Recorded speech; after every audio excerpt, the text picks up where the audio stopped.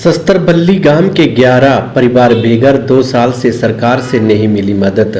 ग्राम पंचायत दूडोही के शस्त्रबल्ली गांव के 11 परिवार पिछले 2 वर्षों से लैंडस्लाइड की मार झेल रहे हैं।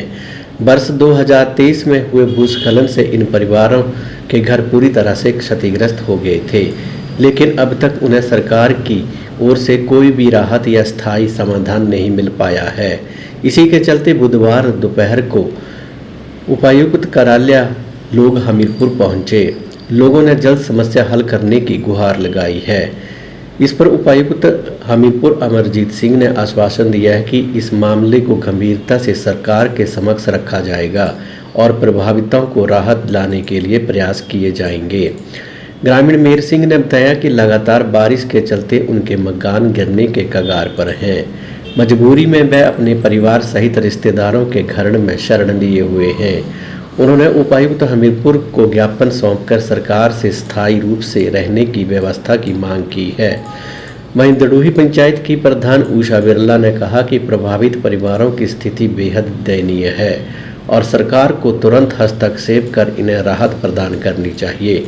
ग्रामीणों ने पंचायत प्रधान उषा बिरला के नेतृत्व में डीसी कार्यालय हमीरपुर अमरजीत सिंह से मुलाकात की और प्रभावित परिवारों को मदद की मांग की है।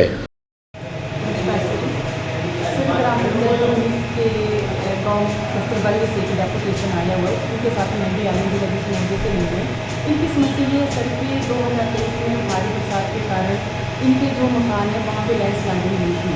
वहाँ पे शस्त्रबल्ली टूली नोट पर एक प्रधानमंत्री ग्रामीण सड़क योजना में एक सड़क बनाई गई है और सड़क के ऊपर की साइड पर जो है वो पहाड़ी है और सड़क के नीचे की तरफ जो ये लोग आए हैं वो 10-11 घर में सड़क।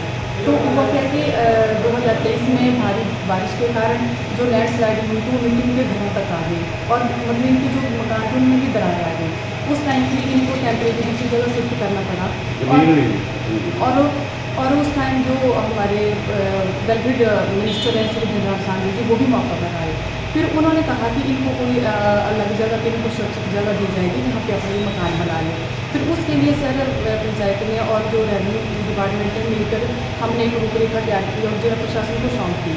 लेकिन सर अब 2025 में फिर भारी बरसात के कारण वो पोजिशन हो गई, वैसे सारी जो मिट्टी है वो नीचे आ गई, इनके मकानों तक पहुँच गई और 2 सालों में सरकार द्वारा कोई भी कार्रवाई नहीं की गई। तो अब ये लोग बहुत परेशान हैं कि हम बार बार कहाँ जाएंगे, क्योंकि कम से कम हमें मकान के लिए कोई जगह प्रोवाइड करवाई जाए। तो मेरा सरकार से और प्रशासन से यही अनुरोध है कि ये भी लोग इंडियन हैं और इनको भी ज़रूरत है, इनका भी रहने का हक है।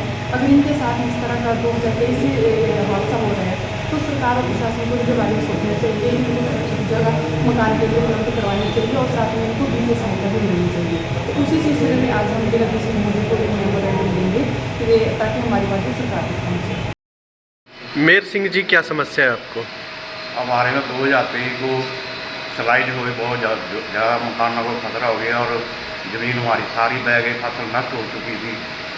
फिर उसके बाद तहसीलदार जी कानपुर मौके पर आए, उन्होंने बोला कि आप डीसी साहब के पास एप्लीकेशन दो और वहाँ पर मत रहो और आप कहीं और जगह चले जाओ क्योंकि यह जगह खतरनाक हो चुकी है।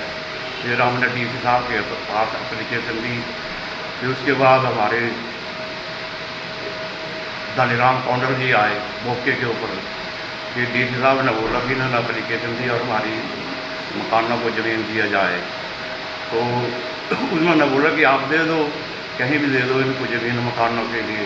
तो आज तक हमारा कोई भी काम नहीं हुआ और 2025 में अब फिर वही बात हो रही है कि सारी खतरा हो चुका। मकानों के साथ बहुत भारी मलबा पड़ा और मकानों में दरार आ गई। हम रिश्तेदारों के घर में रह रहे 1 महीने से और वहाँ भी ठीक नहीं लग रही है। तो अब हम कहाँ जाएँ? या हमारे को सरकार ऐसा करो तो गोली मार करो, हमारे परिवारों को ख़त्म कर दो।